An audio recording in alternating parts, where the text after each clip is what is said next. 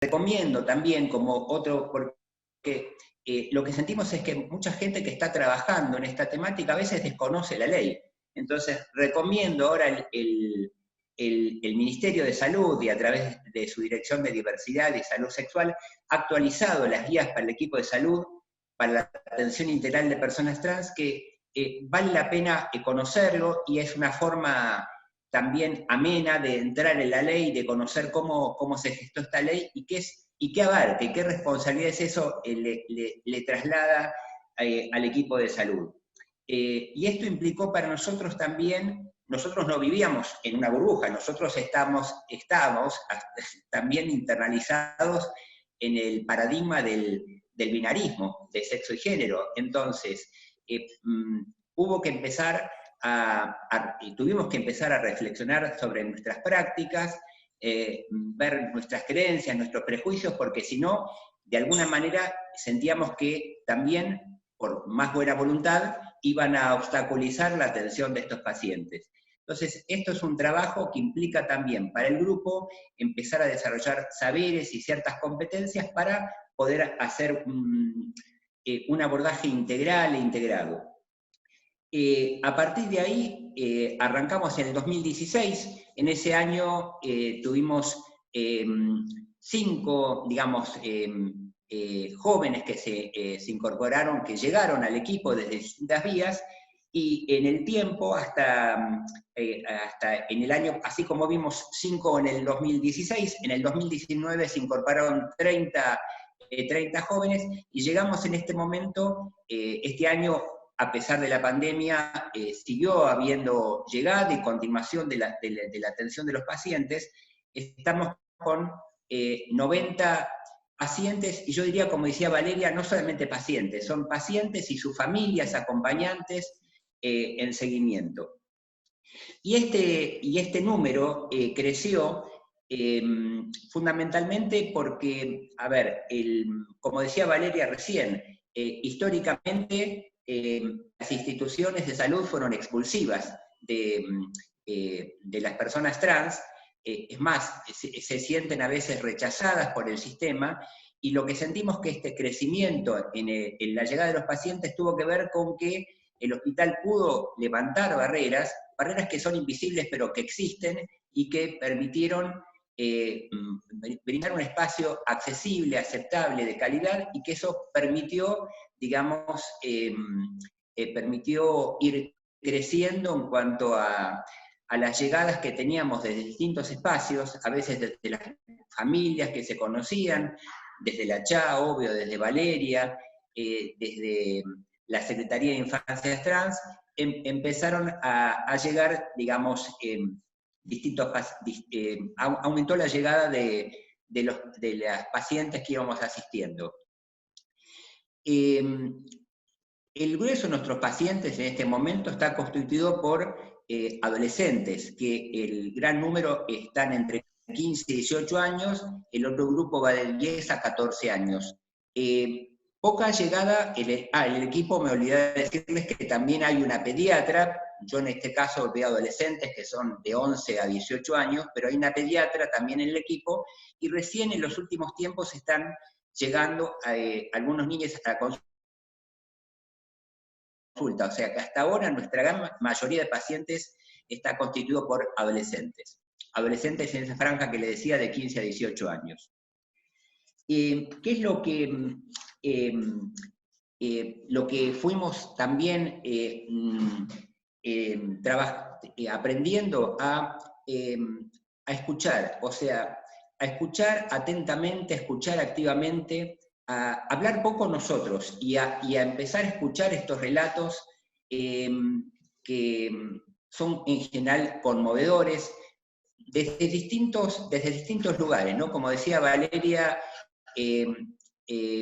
distintas familias, distintos modelos familiares, y entonces lo que fuimos viendo es que en el armado de la historia, que teníamos un formato clásico de seguimiento de adolescentes, pero que empezamos a incorporar algunas cuestiones para después poder, digamos, ordenarlas cuando íbamos llegando a los nuevos pacientes. Uno es el tema de la visibilización, es decir, cuando pudieron empezar a ponerle palabras a lo que sentían, con quién pudieron expresarse, a quién pudieron transmitirle, y en ese sentido lo que vimos es que dentro de esta cantidad de pacientes que venimos siguiendo, que la mayoría pudieron visibilizarse entre los 12 y los 18 años, la gran mayoría. Y en general, con las primeras personas con las que pudieron hablar, fue con compañeros o amigos íntimos de la escuela o del barrio, y también empezaron a poner palabras porque a través de búsquedas que hacían por internet o por vincularse a algún youtuber en el cual estaba siguiendo el tema, y después, en segundo lugar, empezó digamos, o sea que en general la gran mayoría las primeras personas con las que pudieron hablar fueron con amigos, compañeros de la escuela. Y después, finalmente, con la familia, a veces con su madre, con su padre, con el que sentían más confianza, hasta hacerlo después extensivo al resto de la familia. También fuimos viendo, cuando íbamos armando o escuchando estos relatos, historizando, a ver, desde cuándo sentían... ¿Cómo? ¿Se escucha bien? Sí. Ah, bueno, no, porque había como una interferencia. ¿Desde cuándo sentían esta incomodidad con el género que se les había asignado al nacer? Y es interesante porque la gran mayoría trae recuerdos que van a partir de los 5, 6 hasta los 11 años. Un poco, incluso en algunos relatos, generalmente a veces ya traídos por los padres, esos relatos se van hacia niñas menores de 5 años, pero el recuerdo propio oscila entre los 6 y los 11 años, donde lo que traían fundamentalmente es un poco que empezaron a descubrir que había juegos, que había roles que les pertenecían a los varones y otros para las niñas, y que sentían una identificación cruzada de algún modo.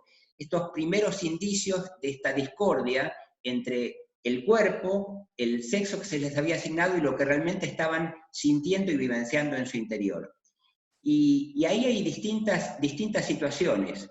En general, las miradas que sentían muchas veces como de desaprobación o de rechazo, y en algunas situaciones muchos de los niños insistían y de alguna manera seguían por ese mismo camino, pero la referencia que hacen muchos que estas miradas que tenían que ver incluso desde la misma familia, donde a veces sentían que lo que estaban diciendo era mal mirado, no era aceptado, y donde muchos entraron después en una fase de silenciamiento, ya sea por miedo o por adaptación al mandato, y lo que nos llamó la atención es que muchas de las familias habían hecho consultas con pediatras, o incluso habían hecho algunas consultas con psicólogos, con psicólogas, y que lo que habían recibido es comentario como, digamos, no le haga caso, esto es algo transitorio, es un capricho, usted siga con lo mismo, no hay por qué aceptar que pida otro nombre, o aceptar que no le gusta esta vestimenta, o aceptar que no le gusta tal juego, o tal, digamos, de las cosas más variadas, ¿no? Como pueden ser elección de lectura, juegos, juguetes, como que se trató siempre de volver como al carril, de reforzar, digamos, de alguna manera el estereotipo. Esto llevó... Terapias correctivas le llamamos, ¿no? Ajá, está bien. O terapias reparadoras, digamos, en cuanto algo así. Bien. Y entonces, los relatos es que las familias, muchas, digo, a ver, también a veces lo que entendemos que lo que nosotros registramos en nuestro trabajo en el hospital no es el universo, porque de alguna manera las familias que han llegado al hospital son familias que de alguna manera escucharon, se cuestionaron, buscaron, averiguaron, preguntándose cosas. Entonces, quizás hay un universo que desconocemos, que son aquellos que son rechazados o violentados, o psíquicamente o físicamente, hasta llegar a situaciones como contaba Valeria antes de la expulsión.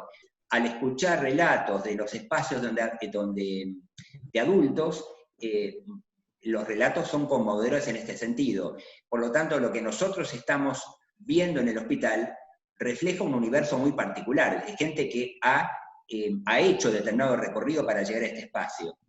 Pero pasada esa fase, digamos, donde entra en una fase generalmente de silenciamiento, por miedo, por adaptación, que puede durar mucho tiempo, aflora, y esto lo notamos al ver a los adolescentes cuando entran en la pubertad, con todos los cambios hormonales, los cambios físicos, vuelve como a reflotarse con mucha intensidad y empieza a haber un momento de mayor desamparo, de mayor aislamiento, ese aislamiento que quizás pasó inadvertido de alguna manera en la niñez, ahora se hace más evidente. Por lo tanto, me parece que desde el punto de vista clínico, pensando en los pediatras, hay que estar atentos a ciertas cuestiones sutiles que pueden presentarse en la infancia, que así como tenemos los pediatras algún chip prendido ya cuando hay síntomas de aislamiento, de tristeza, de fracaso escolar, de algún retraso en pautas madurativas, de mayores accidentes, mayores enfermedades, tener en cuenta, así como uno piensa en distintas situaciones, a veces habrá violencia familiar, habrá alguna situación de abuso, pensar, ¿no habrá una incomodidad con el género asignado? Y que, por lo menos, preguntárselo. Y lo mismo en los adolescentes, porque bueno, nosotros nos llegan ya las consultas como más, a veces, dirigidas o, digamos, procesadas en otro lado y llegan a un espacio, buscando un espacio de atención integral. Pero pensando en los adolescentes que tienen depresión, ansiedad, abandono escolar, autolesiones, consumos, también preguntarse si no habrá algo que está generando incomodidad o disconfort en relación al género, pensarlo para poder trabajar con esa situación. Nos está pasando que en el hospital, a partir de estos últimos años, donde hemos realizado ateneos, charlas, encuentros, capacitaciones, que hay chicos que se internan por alguna situación, o adolescentes que se internan por alguna situación, a veces un intento de suicidio, y que a la semana se están llamando porque alguien en la sala, algún residente, empezó a preguntar, y surge, pero no es que surge porque surgió ahí en el momento, algo nunca permitido de hablar o hacer visible, de que había situaciones de que recién ahí encontraron un espacio donde poder hablar. Por lo tanto, me parece que a partir de, digamos, de esta situación, cómo nos tenemos que plantar. Tratamos siempre cuando en las admisiones de los pacientes de hacer admisiones conjuntas, porque me parece que hay distintos saberes, distintas escuchas, y que nos permiten de repente ir como armando cuál es la necesidad, digamos, en qué podemos acompañar mejor. Por lo tanto, la palabra acompañar, que la citó tanto Valeria, creo que es parte de nuestro trabajo, digamos, acompañar un proceso. Hemos aprendido también, porque como pediatras a veces creíamos que la identidad se determina en un momento de la vida y que quedaba estanca, y fuimos aprendiendo con estos relatos de que la identidad se va construyendo, que puede fluctuar. Entonces, el marco de atención implica una entrevista que tiene que tener privacidad, confidencialidad, y hay 3 principios que manejamos. Esto de la escucha, que tiene que ser una escucha atenta, donde hablar poco, una escucha respetuosa, respetando los tiempos de las personas, y que nosotros no estamos ni para acelerar procesos ni para asumir expectativas. Es decir, a partir de esa escucha, poder dar, en principio, una información adecuada, porque a veces los pacientes empiezan a tomar decisiones con respecto a si necesitan o no hacer algo con respecto a sus cuerpos, y para eso lo que hay que tener es dar una información que sea correcta, separar la paja del trigo. Hay mucha confusión cuando a veces vienen a pedir hormonización, a qué se están refiriendo. Entonces, es algo que empezamos a... Yo decía antes que tuvimos que capacitarnos mucho, pero parte de la capacitación que nos la fueron dando las mismas familias y los pacientes con sus relatos. Información correcta con respecto a hormonización, a cómo trucarse, a cómo se realiza el cambio registral. Y a partir, digamos, de esa misión y de esa escucha interdisciplinaria, hacemos un tamizado de la demanda y hacemos de alguna manera un diagnóstico situacional para ver en esa situación particular qué es lo que el adolescente y su familia van a estar más. Y hay veces que va a tener que ver con un enfoque más psicosocial, hay veces que va a tener que ver con algo sociogrupal familiar, y hay veces que el enfoque termina siendo también clínico endocrinológico, entendiendo que no hay, lo que insistimos es que no hay un recorrido único, no es que el paciente entró por un tubo y salió por el otro y que todos hacen lo mismo. Es decir, algunos pueden estar explorando su género y la expresión del mismo, otros pueden sentir un malestar con respecto a su género, y ese malestar generarles grados variables de disconfort o de angustia. Y hay otros que están muy firmes, muy determinados en su género autopercibido y demandan explícitamente tratamientos médicos y o quirúrgicos. Trabajamos mucho este aspecto porque, a ver, y estoy totalmente de acuerdo con lo que planteaba Valeria, de que ojalá los cambios que se van viviendo culturalmente o socialmente permitan disfrutar y gozar de los cuerpos que les tocaron, porque a veces sentimos que este tema de la construcción corporal es también para acomodarse al binario. Pero la verdad es que también entendemos que para los adolescentes todo tiene una inmediatez que quizás no es la del niño, quizás no es la del adulto, y muchas veces sentimos que si nosotros no acompañamos este proceso adecuadamente, lo que corremos el riesgo es de que los adolescentes empiecen a realizar cosas por cuenta propia, en cuanto a uso de inyección de sustancias, de aceites, o de consumos de hormonas por cuenta propia, y todo lo que tenga que ver que el adolescente haga por fuera del sistema de salud siempre va a ser más riesgoso. Ahora, otros aspectos que vimos es que no solamente tiene que ver con el enfoque del paciente, el enfoque lo hacemos sobre la familia y también sobre un área muy importante para el joven que tiene que ver con la escuela. Los planteos que traen muchas veces es la necesidad de aceptación en la escuela, de que se respete su nombre en las listas, que se les permita el uso del baño que requieren utilizar, la vestimenta que necesitan ir, practicar el deporte que están eligiendo. Así que muchas veces nuestro trabajo se ha centrado en comunicarnos con la escuela y en trabajar con la escuela para que la escuela participe de este proceso. Con las familias, porque las familias, como decía, llegan acompañando al hospital. O sea, es una familia que ha hecho un recorrido particular, pero las familias tienen miedo a que a que si hay un proceso médico a realizar, que esto pueda generarles algún daño, tienen miedo a la violencia que puede haber desde lo social con sus hijos, se sienten desamparados, de alguna manera también están duelando la identidad que le habían asignado a ese hijo cuando nació y eligieron un nombre, y también porque a veces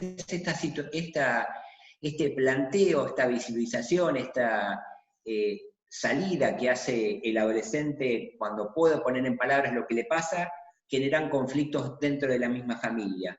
Por lo tanto, por eso el abordaje generalmente tiene que ver con un abordaje del paciente y su familia y un abordaje sobre la escuela. Por lo tanto, ese diagnóstico que nos planteamos situacional es para ver por dónde vamos a arrancar, o sea, por cuáles van a ser las prioridades que se van a manejar. Valeria, vos dijiste que Yo ibas quería a agregar, mechar también. yo quería agregar que sobre todo con les adolescentes en el programa lo que intentamos es que las decisiones sobre el cuerpo sean decisiones que cada adolescente pueda tomar después de haber atravesado la experiencia, digamos, de su erotismo genital. Porque en función de performar ni de la fantasía de mejores resultados y bla, bla, bla, muchas familias arrojan a sus hijos a este tipo de tratamientos muy temprano en la pubertad, y para mi gusto, digamos, eso interfiere en una decisión personal de cómo vivir la corporalidad, digamos, en todos sus aspectos, y en todo su desarrollo y su potencia.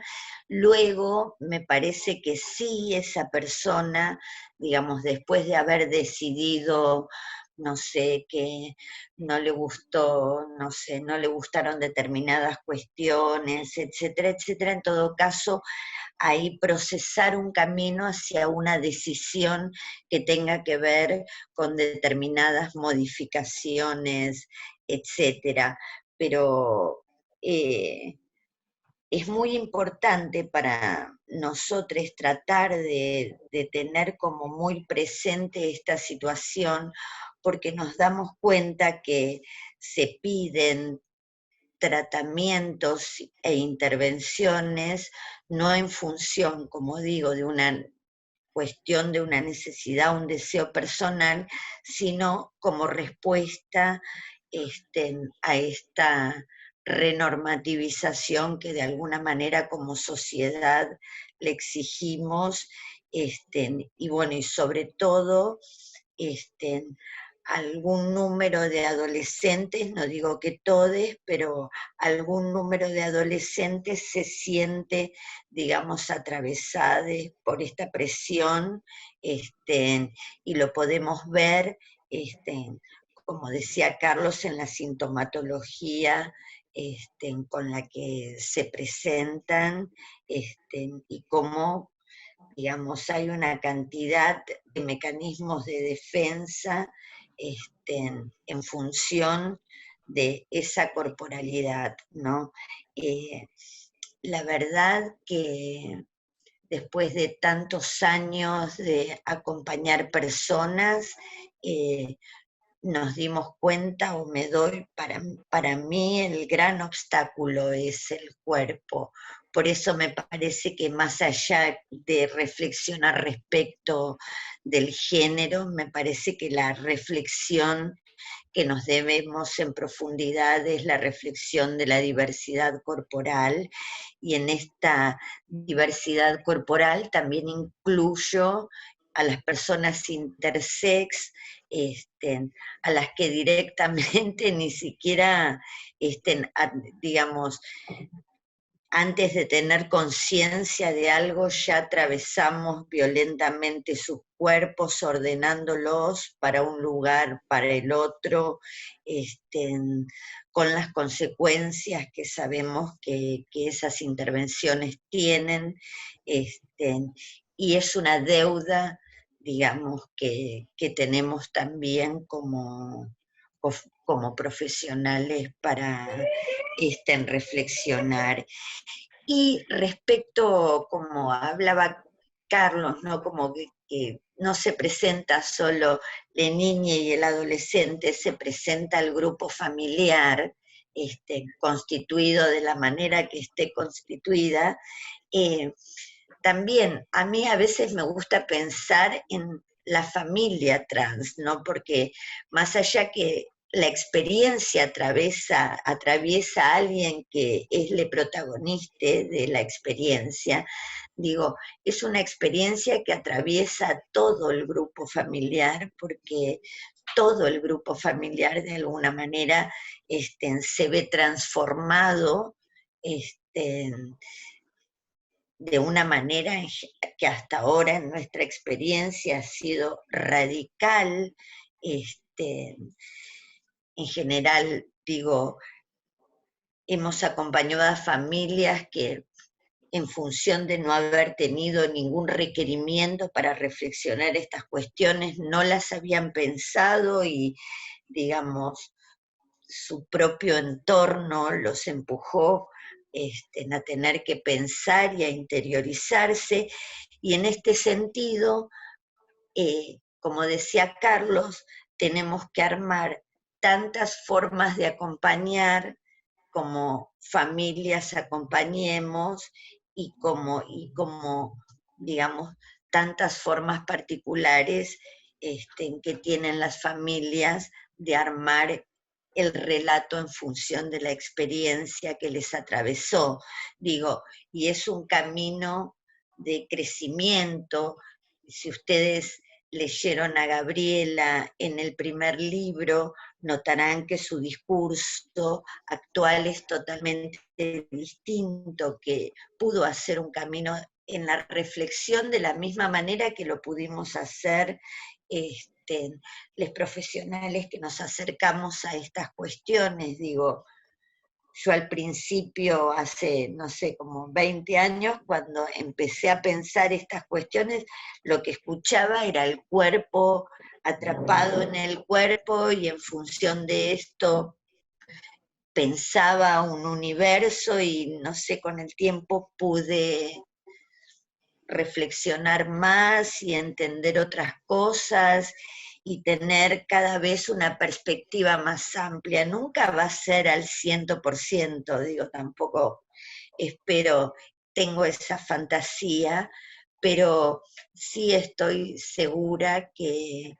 todos podemos reflexionar, y esa es la confianza, digamos, que tengo básicamente en lo social. Creo que cada persona puede pensar las cosas de otra manera, en cambiar sus perspectivas, poner en tensión los saberes instituidos, poner en tensión paradigmas tradicionales respecto del sexo, respecto del género. Digo, cuando pensamos en las prácticas sexuales del mandato, digo, y las contraponemos con las prácticas sexuales de los diferentes grupos sociales, bueno, ahí también pienso que tenemos algunas cosas para pensar, sobre todo cuando estamos poniendo el oído en la escucha clínica. Eso quería decir.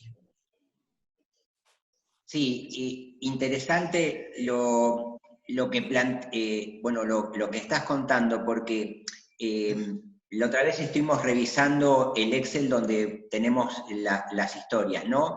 Y si uno mira los motivos de consulta iniciales traídos por los adolescentes, realmente están ligados a ver a la endocrinóloga, hormonización, inhibir el desarrollo, y sin embargo, sobre estos 90 pacientes en seguimiento, a pesar de que la mayor parte de los motivos de consulta iniciales tenían que ver con esto, solamente después, 20 y pico terminaron siguiendo el camino, digamos, de necesidad de ir a un encuentro con la endocrinóloga. Porque cuando encontraron un espacio de escucha, de aceptación, de poder charlar con alguien que podía escuchar un recorrido y sentir qué le venía pasando y cómo se viene construyendo, que se trabajó con la familia, porque a veces la familia había situaciones de más tensión o de enojo, porque se trabajó con la escuela y hubo una aceptación en la escuela, o porque hizo su cambio registral, o porque le interesaba que también, aunque sea binario, si era un varón trans, tener una voz más grave, y trabajó con la fonodióloga un tema de la voz. Y entonces, llegados a un punto, uno va para atrás en la historia y dice, bueno, vamos a realizar el encuentro con la endocrinóloga para que te conozca, y muchos dijeron no, que se sentían bien y que no necesitaban, no lo requerían en ese momento. Entonces, si uno mira, si uno de entrada, digamos, por eso esta cuestión de abrir este espacio integral, hubiera sido, bueno, sí hay una necesidad de encuentro endocrinológico para hacer, y hubiéramos ido por ese camino, la verdad que no hubiera estado bueno, o sea, porque, insisto, sobre 90 pacientes en seguimiento, de las cuales la mayoría venían con esa necesidad, solamente 20 y pico terminaron realizando y están en un seguimiento de hormonización o de inhibición de su desarrollo puberal. Eso por un lado. Y por otro lado, también pensando en esto de que hay muchos mitos en cuanto a asumir la orientación sexual del paciente que uno tiene enfrente. Entonces, realmente cuando uno llegó a tener confianza y adherencia con ese paciente, y revisa, digamos, cuáles son sus necesidades y sus prácticas sexuales, son muy diversas, y esto nos ha ayudado, este tiempo de conocimiento, de poder acompañar, para que justamente esas prácticas sean prácticas cuidadosas, no asumiendo de antemano nada. Y ahí, como en todo, las prácticas más diversas, los encuentros más diversos, las necesidades más diversas, hay, hay vínculos que tienen que ver con lo afectivo, otros que tienen que ver con lo erótico amoroso, pero digamos, eso lleva un tiempo de encuentro con el paciente para poder acompañar con seguridad y no estar brindando información que seguramente caería en saco roto si uno no se da ese tiempo de conocimiento y de ver por dónde viene ese paciente. O sea que me parece que esta posibilidad que nos hemos abierto nosotros de trabajar así en conjunto con distintas disciplinas, con distintos saberes, nos ha servido también para acompañar distinto. Las familias también a veces, el vínculo con distintas asociaciones que están funcionando, que tienen grupos de padres, de familias, grupos de jóvenes, que tienen espacios de reflexión, también nos han sido útiles, porque de repente es terapéutico para otras familias, o sea, la sensación al principio es de que están solos, de que esto les ocurre solamente a ellos, y la verdad que cuando de repente empezamos a charlar y se empiezan a encontrar en la sala de espera con otras familias, y la conexión con espacios donde están funcionando, talleres, espacios de reflexión, realmente les ayuda mucho para no sentirse en soledad, y eso de por sí es algo terapéutico.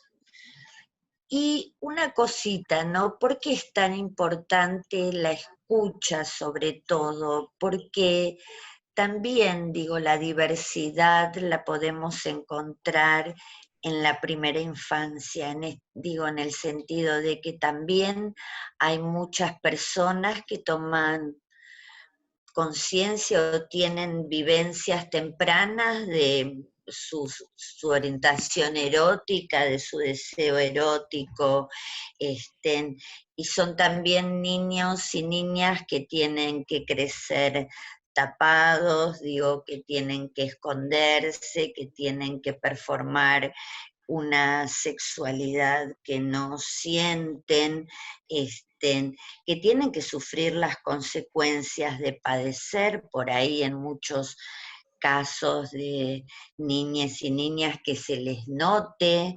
Entonces, bueno, ahí le agregamos el tema del acoso escolar y en las consecuencias sintomatológicas que recibimos de las personas ya adolescentes mayores, jóvenes, adultos, digamos, que han atravesado, que han sido atravesadas por esas violencias. Digo, pero era para resaltar también que tenemos, digo, no todo tiene que ver con una cuestión de género, muchas veces puede tener que ver, digo, también estar atentos a que la orientación sexual también puede expresarse, y es también una posibilidad a la que tenemos que estar abiertos en nuestras escuchas, y porque después, digo, también las personas travestis trans tienen su orientación sexual, digo, y que puede ser una persona trans, puede ser gay, travesti, digo, gay, lesbiana, bisexual, digo, son todas cuestiones que hay que contemplar cuando escuchamos niñes y adolescentes, ¿no? Niñes porque por ahí nos están necesitando expresar algo en función a su identidad, pero no a su identidad de género, o en la adolescencia en función a su orientación sexual y a su identidad de género, ¿no? Porque tenemos muchas situaciones donde los adolescentes padecen, ¿no? El tema como, bueno, que salen las conversaciones, bueno, ya le dije a mi papá y a mi mamá que soy trans y ahora le tengo que decir que soy gay o que soy lesbiana, como, sienten como que le suman una carga más, a algo que deberíamos poder sentir como la posibilidad de enriquecernos como familia, como escuela, como comunidad, como sociedad, en general. Sí, también otro aspecto, digamos, desde la mirada del acompañamiento en cuanto a la parte psicológica, ¿no? Digamos, evidentemente a veces nos preguntan, ¿y por qué psicólogas en el ECO, digamos? Y porque la verdad que resultan indispensables porque debe haber una escuela que acepte, una familia que acompañe, pero hay un estrés que genera la transición de género, un estrés de la minorización, que, como decimos, no se vive adentro de un consultorio, de las cuatro paredes de un consultorio, sino que ese adolescente la tiene que transitar en la escuela, en el barrio, en el club, en la calle, en el trabajo, y que genera estrés.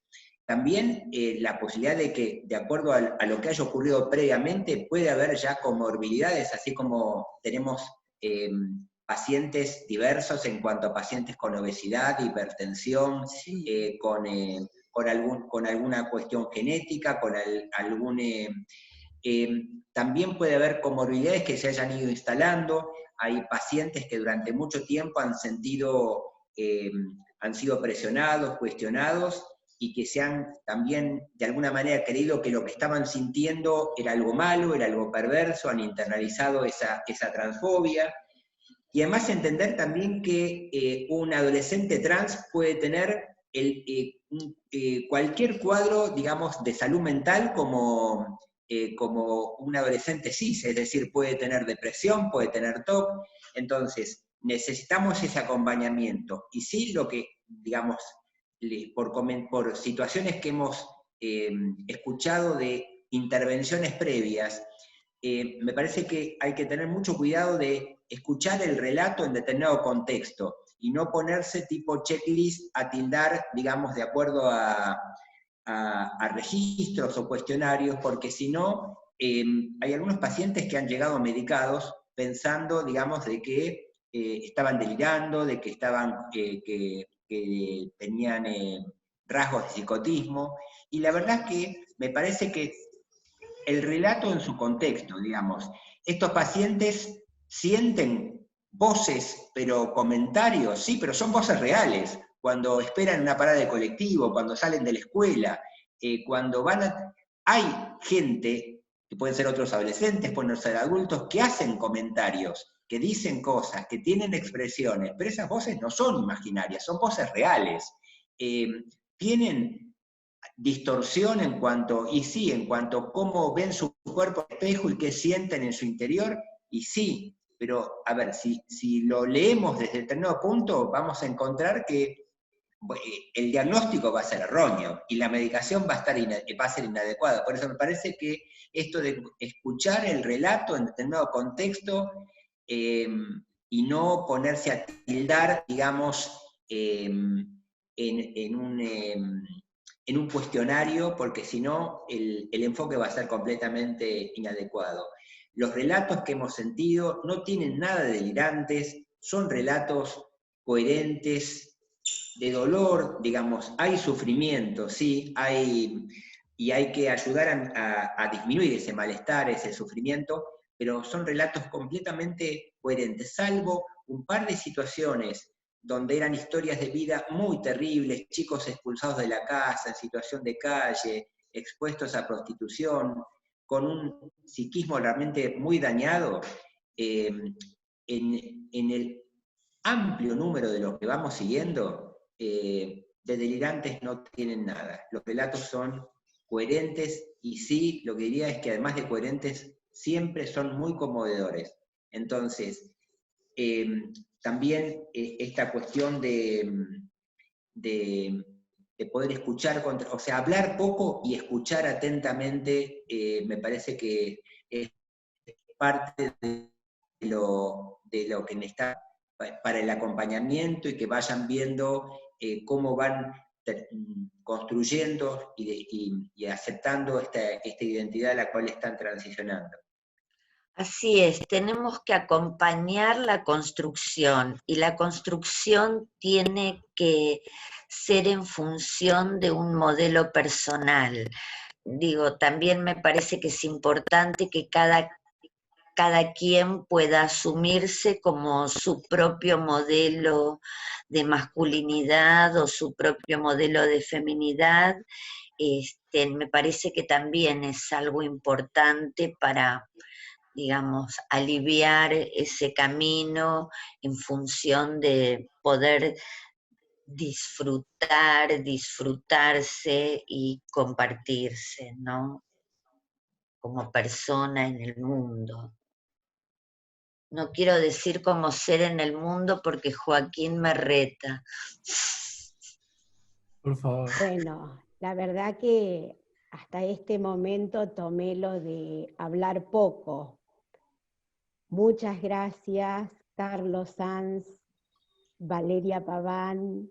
Gracias. Si les parece, bueno, circuló el marco de derechos humanos, el acompañamiento, la humanidad, la escucha, la espera, el contexto. Querría tomar, además de que hay mucho agradecimiento a esta interpelación, a las miradas, a las prácticas, a la escucha. También circuló la interdisciplina básica, fundamental, para construir colectivamente este modo de alojar. Acá hay un par de comentarios que querría leer. Uno es de María Leticia, que dice que hay que tener, en relación a lo que decías, Carlos, del tiempo de espera, ¿no? Del no apurar. Sí. Ella dice que hay que tener ese cuidado en las escuelas. Trabajo en una escuela donde estamos acompañando la transición de 2 estudiantes y nos pasa esta situación de apurar con expectativas o formas de relacionarlos para reubicarlos en el binarismo. Se identifican como varones y nosotros nos hemos visto reforzando un vínculo masculinizante con ellos. María ¿Por Ángeles qué le es, digo, responde, y así ahí es. por qué es importante esperar, como decía Carlos, y poder tomar los tiempos que cada persona imponga? Porque cada expresión de una necesidad o un deseo es lo que ese niño o ese adolescente se va a poder bancar. Digo, uno pide que le llamen de determinada manera cuando puede bancarse ese nombre.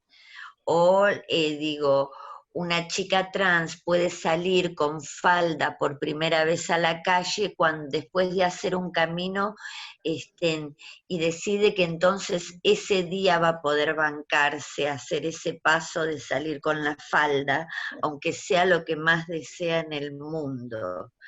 Entonces, en ese sentido, me parece que los tiempos y el camino los pone cada persona y son particulares en relación a cada historia, y en esto es en lo que podemos nosotros ayudar, en escuchar estos tiempos y estas necesidades, y en poder bancarnos el tiempo que sea lo ambiguo, ¿no? Como, o el no, eso digo, la ambigüedad, como que no termine la persona de ponerse en un lugar o en otro, que tiene que ver con nuestras expectativas de binario, ¿no? Como a veces con las mejores intenciones. Bueno, ¿querés ser nena? Ok, te compro todo el vestuario, todos los juguetes, te pinto el cuarto.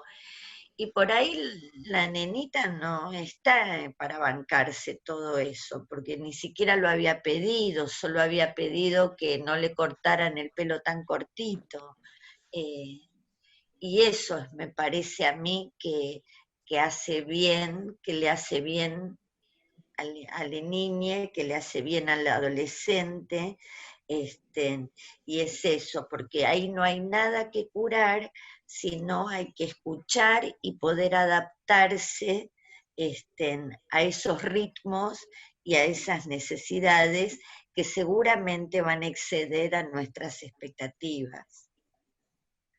Y yo pienso que los procesos no los podemos acelerar. Cada adolescente tiene su tiempo. A veces nos pasa que los padres dicen, bueno, lo tenemos claro, pero ahora que lo sepa toda la familia. Y vamos a hacer una reunión familiar donde Claro.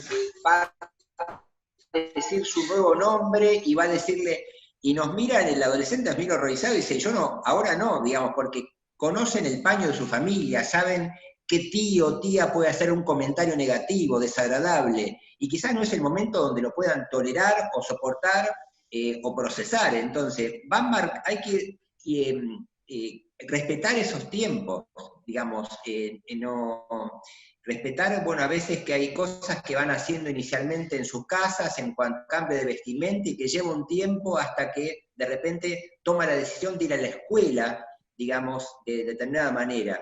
Entonces, me parece que hay que estar atentos a eso, porque hay familias que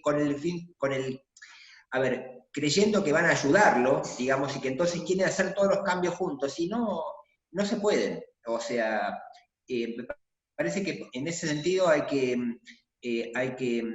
darles el tiempo necesario para que vayan tomando las decisiones que les permitan tomarla con seguridad, empoderados en ese lugar, digamos, de que se van a poder tolerar, digamos, lo que va a suceder cuando hagan eso. Entonces, me parece que ese tiempo lo tiene que ir marcando el adolescente. Y de la misma manera, Carlos, que no todas las niñas ni no todos los adolescentes piden su cambio registral, por ejemplo. ¿No? Claro. Digo, a mí me gustaría hacer a ver, María Ángeles, ¿sí? un aporte. Contarles a todos los que están acá al Zoom, que somos muchos, la Defensoría viene acompañando cambios registrales en La Pampa, ¿sí?, de niños y adolescentes. Si bien la ley no nos da como lugar, lo estamos haciendo de una manera para poder que sea como un momento respetado y atender esto que decían ustedes, la singularidad de los tiempos, de la necesidad de cada niño. yo los escuchaba hablar y la verdad es que me da como mucha satisfacción saber que en algún punto el trabajo que estamos haciendo tiene que ver con la interdisciplina y vamos como por buen camino. La verdad es que desde el año pasado a este año ya tenemos más o menos unos 12 trámites de cambio registral, ¿sí? Su gran mayoría son niños, que van entre los 12 y los 13 años, pero a mí me surge esto, ¿no? Y lo ponía recién en el chat, la necesidad de los adultos de encuadrar, de encasillar. Claro. Cuando uno entrevista a los niños, porque bueno, nosotros los conocemos, hacemos una sola entrevista para no revictimizar ni ponerlos en el lugar de la objeción del deseo, entonces los conocemos, bueno, conversamos un poco y en eso consta como nuestro trabajo, después de conocer a los papás también. Y uno no consulta si esta necesidad del cambio registral tiene que ver con ellos, porque ¿qué sucede? Cuando uno se encuentra con los padres y dice, bueno, y ahora va a entrar a la escuela secundaria, por eso tenemos mucho entre 12 y 13, ¿no? Y cómo va a ser llamado. Entonces, uno entiende a la perfección que los niños arbitrariamente no van a querer pasar por este cambio de identidad de género, con lo que implica, ¿no? Con el sufrimiento que ustedes explicaron detalladamente, que conlleva esto, pero sí el cambio registral, ¿no? O sea, es el deseo genuino, los adultos les estamos pidiendo encuadrarlo si es nena o si es nene, ¿sí? O sea, esto de bancarnos la ambigüedad que plantearon ustedes me parece como el término o el concepto más claro y necesario para empezar a trabajar y empezar a poner y dárselo a nuestras niñeces que lo empiecen a utilizar para decir, bueno, a ver, bánquenme, no sé si quiero ahora cambiarme el nombre, porque también Claro. ¿qué nos pasó? En La Pampa nos pasa esto. Tenemos un adolescente de 16 que hizo el cambio registral a los 15 y ahora a los 16 se da cuenta que ella no quiere ser el varón que dijo que quería ser a los 16, a los 15, que quiere volver a ser esa niña que había nacido hace unos años atrás. Entonces, ¿qué le está pasando? Está pasando o sea, tuvo que ir a la justicia, como lo plantea la ley y toda la cuestión. ¿Qué hace la justicia? Patologiza, una justicia que desconoce los procedimientos, que no tiene ni idea con lo que se está encontrando. Entonces, ¿qué hizo? En el medio de todo el procedimiento, pericia psicológica. O sea, ¿viste cuando yo digo, bueno, nosotros por supuesto que de la Defensoría, digamos, nuestro posicionamiento, nos opusimos, todas estas cuestiones que uno hace desde el lugar que ocupa, pero yo digo, ella nos decía, digo, yo dice, ¿y cuánto tarda esto? ¿No? O sea, ¿y tengo que pasar por esto? ¿Y a cuánta más gente tengo que contarle lo que me pasa? Y tiene que ver con eso, ¿no? O sea, es como que aparecen como un montón de cosas que tienen que ver con que tenemos una ley de vanguardia, pero tenemos pocas organizaciones o pocas instituciones preparadas para contener, para acompañar, para alojar, para respetar, para hacer esta escucha que ustedes plantean. La verdad es que es un trabajo de hormiga, y bueno, celebro que seamos un montón de personas acá y que cada cual en su provincia pueda transmitir este mensaje. Una sola pregunta para Valeria que me queda de lecturas anteriores. ¿Qué posicionamiento tuvo el papá de Luana? Porque vos lo nombrabas y dijiste, a la CHA llegan los dos, el papá y la mamá. Sin embargo, en los libros, este papá queda como dibujado. ¿Y por qué te lo pregunto, Valeria? Porque en realidad nosotros vemos en los niños que entrevistamos que la figura de la mamá es como mucho más fuerte que la del papá, ¿sí? Incluso hay algunos papás que se corren y deciden no acompañar este proceso de transformación de sus hijos. Nada, que me hagas como tu posición respecto del lugar del papá y de la...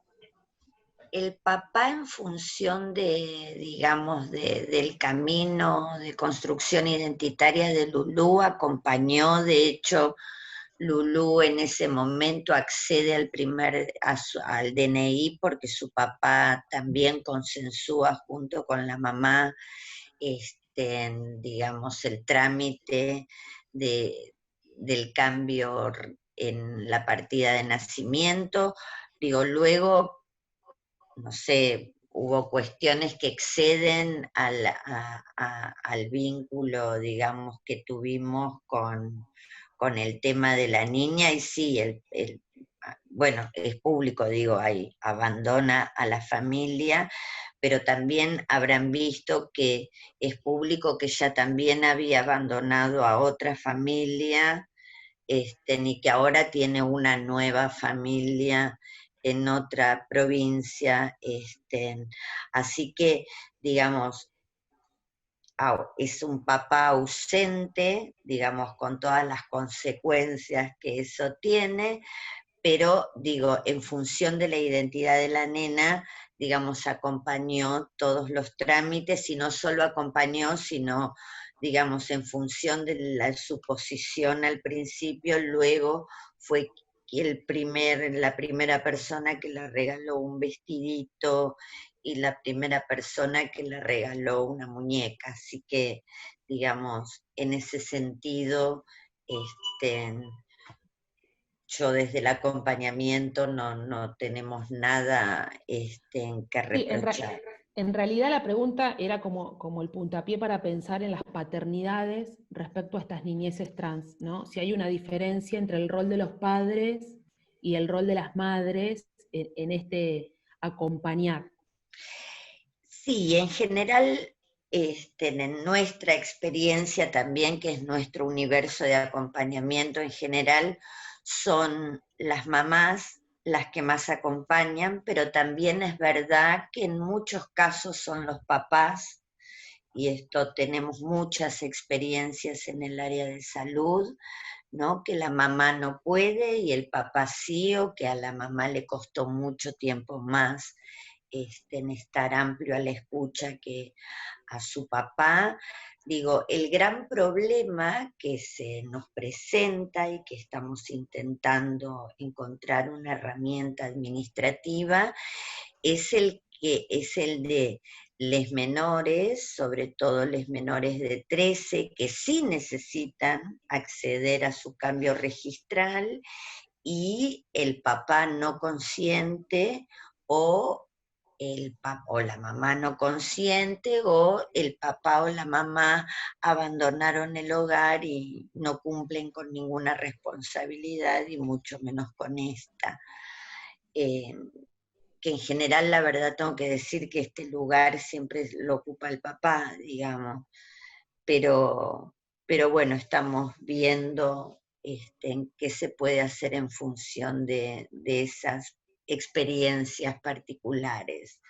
Y porque Les la mayores ley, y porque la ley Sí, en todo perdón. caso remite en su sistema de protección de derechos a la Ley de Protección de Derechos del Niño, Niña y Adolescente, que consagra el interés superior de la niña, ¿no? Como aquello que debe primar, digamos, de ahí la necesidad de esta herramienta interpretativa, ¿no? A la que hacía referencia Valeria recién. Y que, para agregar a lo que dice Joaquín, que también cambió la figura de la patria potestad por la de responsabilidad parental, que también, digo, reúne otras funciones que tienen más que ver con los derechos del niño y no tanto con la propiedad, ¿no?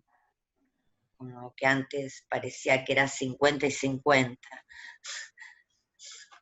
Sí, sí, sí. Bueno, tendríamos la invitación, de acuerdo a lo que habíamos hablado, de que alguien que quiera tomar la palabra, Leticia Aguiño, y mientras Sí. tanto te digo, Carlos, que hay un gran reconocimiento a la tarea, un agradecimiento por darnos la posibilidad de conocer este dispositivo, todo lo que realizan, así que seguramente va a haber preguntas y va a haber llegada a tu servicio, a ustedes, para que nos puedan seguir orientando en esto. Muchísimas gracias. Bueno, María Leticia, te damos la palabra.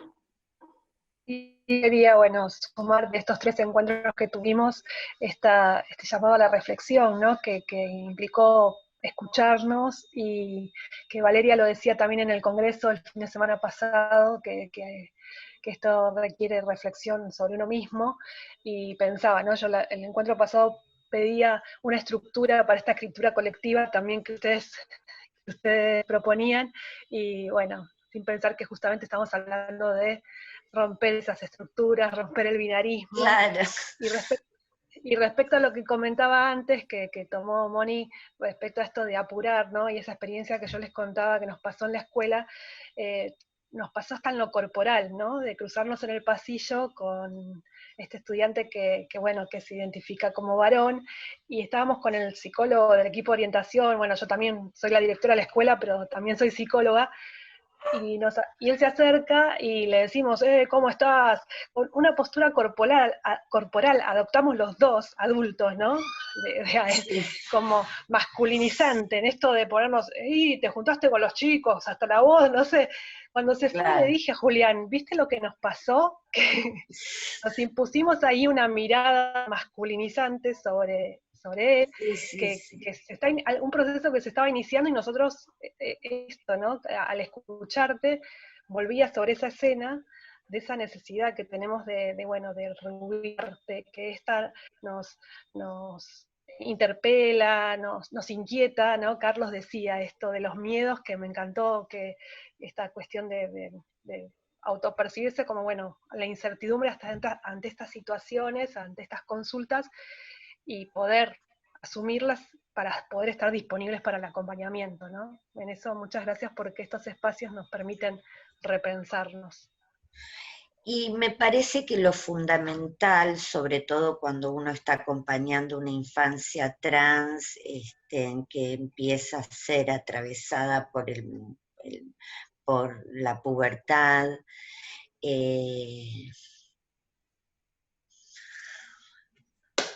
nada, me parece que es muy importante trabajar en función de poder,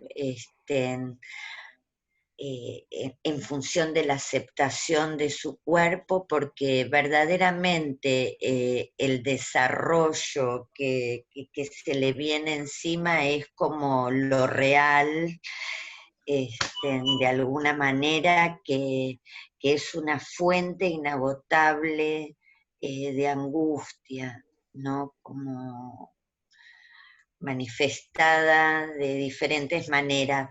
En el universo este de acompañamiento tenemos o que las expresiones aparecen muy temprano en la sala de 13 en el jardín, en función de las preferencias, ¿no?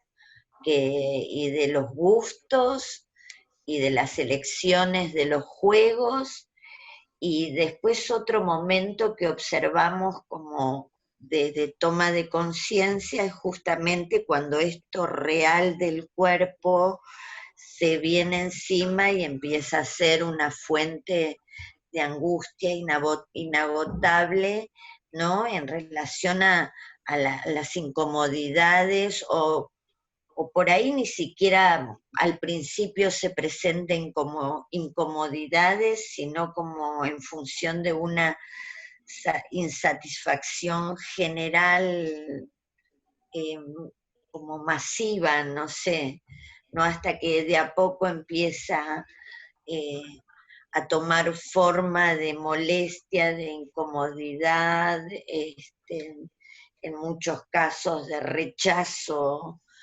firme, ¿no? Según las experiencias, después va tomando diferentes intensidades, ¿no? También. No, eso quería. Bueno, hay compañeros de Venezuela que están participando con su escucha, así que, bueno, vamos trascendiendo no solo el federalismo del país, transitando por los caminos de las provincias del país, sino trascendiendo en Latinoamérica. Bueno, al principio hablábamos sobre la posibilidad, unos minutitos más, de si alguien quiere abrir su micrófono, dado que hay gente de todo el país, desde Jujuy hasta Tierra del Fuego, por lo que veíamos al principio. Hay muchos docentes que agradecen el espacio, la posibilidad de participar. Y bueno, perdón, Moni, les repetimos que a los que quieran escribir reflexiones o lo que se les ocurra, FEPRA es recepcionista, no sé en qué momento cerrará su año académico, y bueno, y podemos hacer algo con eso, ¿no? seguramente que sí. no hay año académico que cierre, porque bueno, como Ok. venimos hablando, esto se mueve todo el tiempo. Creo que nos vamos sumamente movilizadas, pero además con estas palabras del amor, del respeto, del alojar, ¿no es cierto? Y sobre todo, bueno, interpelades. En la escucha simplemente es un inicio de algo que sigue, ¿vale? Un poco como lo vinimos hablando desde el Sí. principio. También Joaquín, cuando anunciamos el primer conversatorio, decía, bueno, es la primera actividad a la que salimos desde el ministerio. También esperamos que para ustedes haya sido del mismo modo que lo sentimos nosotros, ¿no? Desde la federación, una posibilidad muy buena de construcción colectiva. Pienso en otra Sí, cosa, Moni, que ahora mientras estábamos conversando, en la idea de que también hay una invitación que puede parecer un poco obvia y puede ser tan solo una consigna, pero ciertamente hay una invitación abierta que hacemos a que también puedan ser, digamos, multiplicadores de estas cosas que estamos conversando, de que es un conversatorio que cada quien puede llevar también a sus espacios de trabajo y propagar o promover, como decimos, del enfoque de derechos, justamente estos temas que la mayoría de las veces están silenciados, opacados por otros problemas, o aplastados por otros problemas también, o bueno, directamente marginados. Entonces es una gran posibilidad de difusión también, que si estamos contando con colegas de todo el país, y verdaderamente de todo el país, porque prácticamente no queda representación provincial afuera, puedan llevarlo. Supone a veces cierta idea del activismo esa, ¿no? Poder encarnar ciertas discusiones y llevarlas a espacios de trabajo, tanto como cualquier tipo de otro espacio institucional en el que nos desenvolvamos, y como venimos diciendo, son tantos, ¿no? Puede ser desde la familia, la escuela, el trabajo.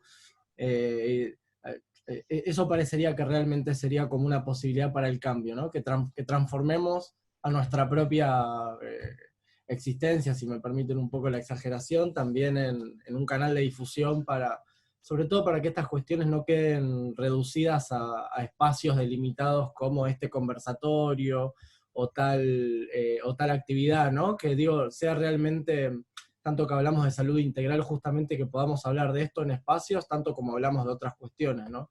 Que no quede siempre relegado a una temática especialmente particularísima, sino que es una temática, como lo planteamos desde el inicio, en relación a la escucha, ¿no? Y a una escucha, como venimos diciendo, y hoy Carlos insistió mucho en eso, y fue muy conmovedor, una escucha que sea abierta, que sea atenta, que sea respetuosa, a una escucha que no hace primar un supuesto saber profesional, sino el saber justamente que tiene cada quien, porque cada quien que llega también a los espacios de consulta tiene un saber sobre lo que le pasa, y un saber que reclama ser escuchado, porque aún como se dé esa situación en particular, en ese presente, es un saber que lleva muchos años y mucha historia de silenciamiento y de opresión o de marginación.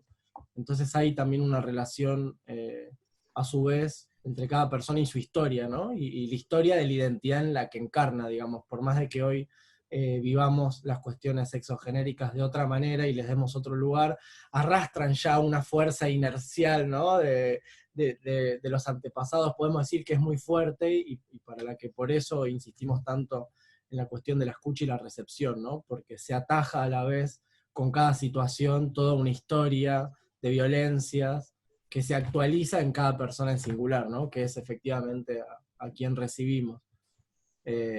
Entonces, bueno, cuanto más podamos hacernos eco de esto, verdaderamente una mayor transformación lograremos, ¿no? No, y sobre todo cuánto valor tiene poder reflexionar todas estas cuestiones antes que nos atraviesen en nuestras prácticas, cuales quieran que sean, ¿no? Como, digamos, porque tener algún tipo de saber en relación a la reflexión sobre la diversidad de género y la diversidad sexual siempre va a sumar digamos, en lo que va a ser nuestra escucha, ni en lo que va a ser nuestra mirada del otro, ¿no? Creo que algo también importante que vivimos en el hospital, cuando armamos el grupo, y en realidad teníamos 4 o 5 pacientes en seguimiento, era muy poco, hay un Ateneo que es para todo el hospital, que se hace una vez por semana y que lo vamos repartiendo por servicios. Y bueno, yo con el resto del equipo, que en realidad son de distintos servicios, fonoaudiólogos, endocrinólogos, dijimos, bueno, ¿por qué no presentamos lo que venimos viendo? Y la verdad que fue muy interesante porque el Ateneo ocurre en un horario donde la gente tiene que haber terminado su trabajo, llegar, la gente va llegando en distintos tiempos, y duró 1 hora. El Ateneo duró 1 hora y media y nadie se movía, o sea, nadie...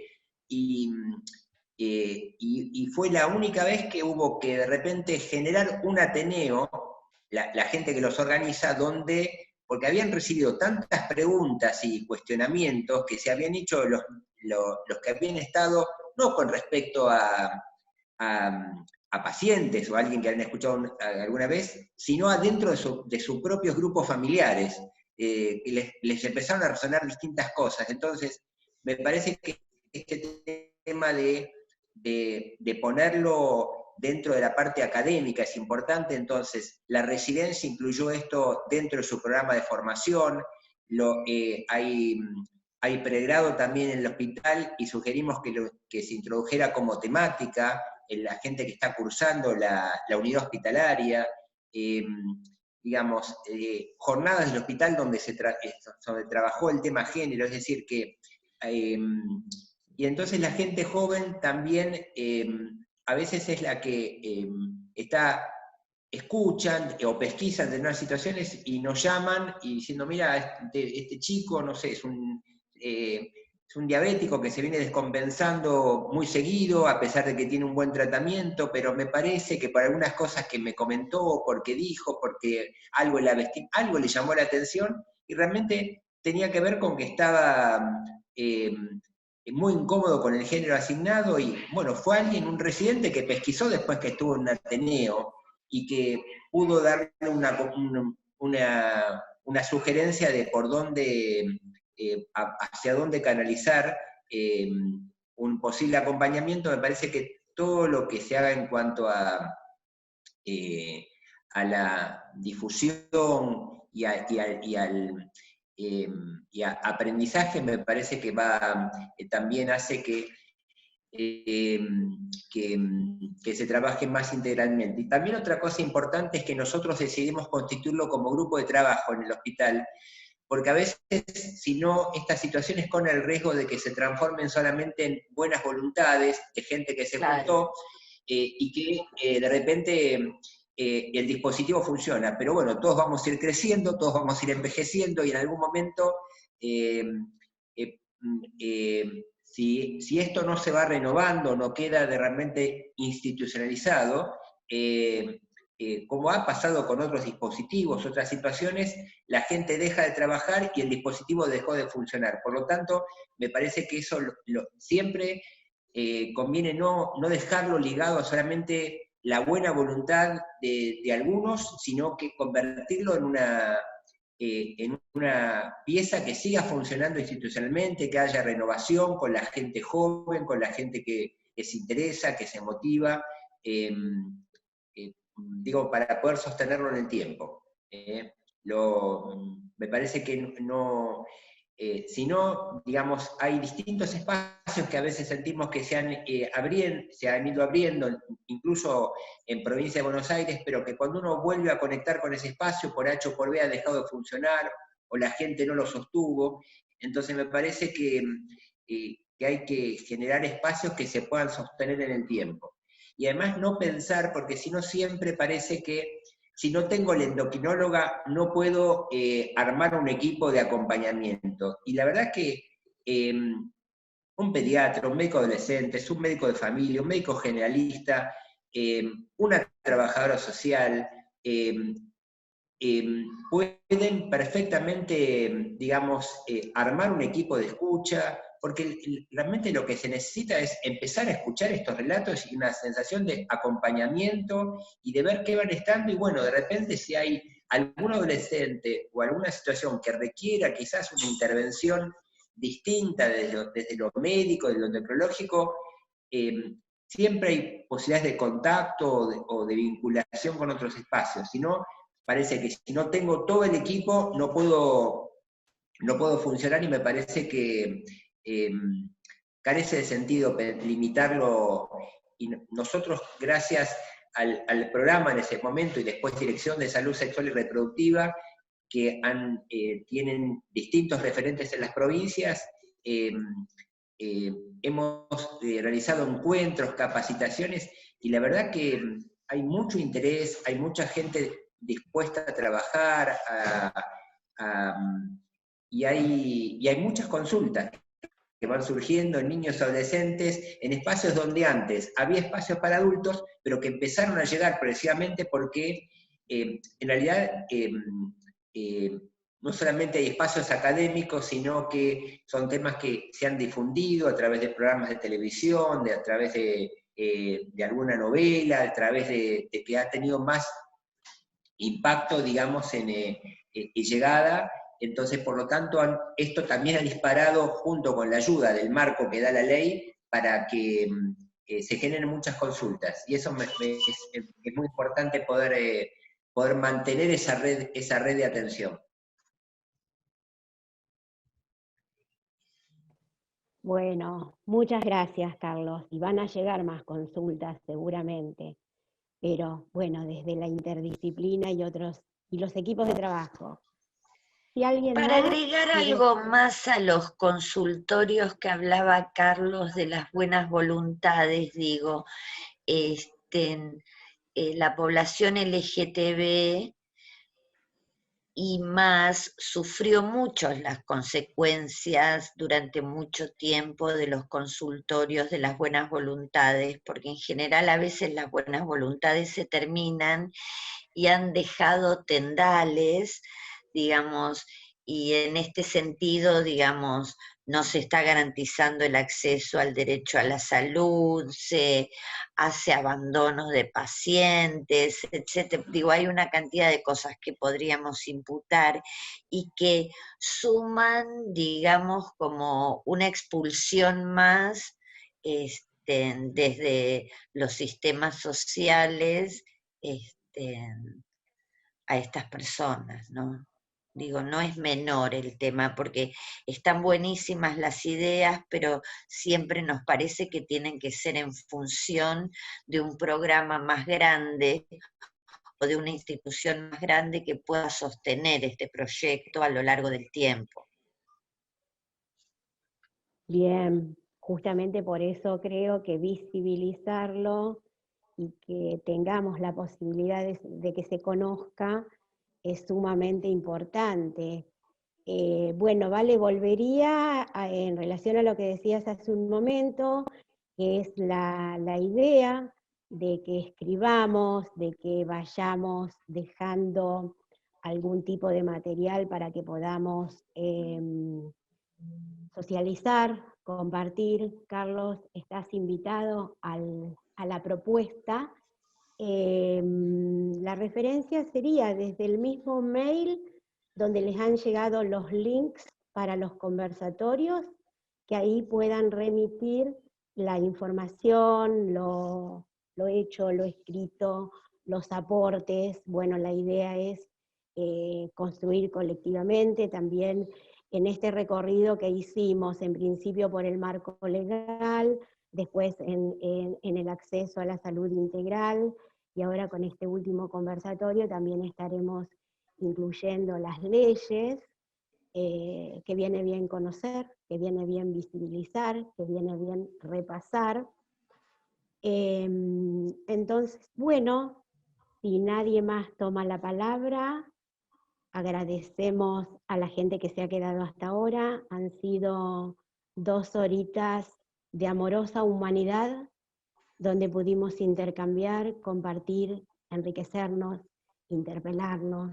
También nos tenemos que incomodar e irnos pensando. Así que sumamente agradecidos, vuelvo a decir, desde nuestra Federación de Psicólogos, Psicólogas y Psicólogues, el agradecimiento nuevamente a la Secretaría de Diversidad e Igualdad, a la Subsecretaría de Diversidad, a Valeria, a Joaquín particularmente, y hoy a Carlos Sanz, un gusto conocerte. Bueno, Un gran Muchas cariño gracias. a todos. Y Muchas gracias a ustedes, muchas gracias a FEPRA que nos dio, que nos ofreció esta posibilidad y nos alojó amorosamente. Y nada, y quedemos en contacto. Me parece que lo próximo tiene que ser, bueno, ahí me contó Moni que agregaron, que podían agregar en el formulario de inscripción interés sobre próximas temáticas. Nos interesaría ir, paseando por los temas, nos interesaría tener testimonios claves de cada tema que pensemos en abordar, así que nada, con todo gusto, esperamos sus intereses y nada, y todo lo que quieran mandarnos. Gracias. bien, ¿alguno de los Muchas compañeros de Junta quiere tomar la palabra? Si no, vamos cerrando. Bueno, No, muchas gracias aplausos. Muchas gracias por la convocatoria y lo que esperamos es que este trabajo con las niñas y los adolescentes que puedan cambiar, digamos, lo que está sucediendo en la realidad actual, que la expectativa de vida está muy por debajo de la población general, que puedan tener acceso a educación, a trabajos dignos, a vivienda, pero para eso tiene que haber un trabajo previo, digamos, donde hay que ir fortaleciendo estas niñeces y adolescencias, porque bueno, los adultos que hoy vemos fueron en algún momento adolescentes y también fueron niños. Entonces, la verdad que el trabajo tiene que estar apuntado a eso. La expectativa de vida tiene que ser la de la población general y el acceso a vivienda, a trabajo y educación, y me parece que esto es la idea de los que estamos trabajando hoy, de que mejorar su calidad de vida, que puedan disfrutar, digamos, con el género autopercibido, pero que puedan estar saludables, que puedan disfrutar, que puedan gozar, que disfruten de la aceptación.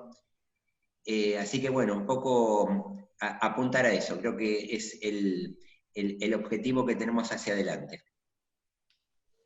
Muchas gracias. Bueno. Gracias.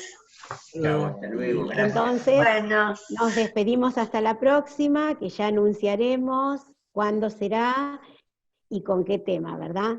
Bueno, muchas gracias y buenas noches saludos. para todos en el país y en Gracias. Venezuela. Exactamente. Nos Gracias. encontramos en la próxima. Chau, chau.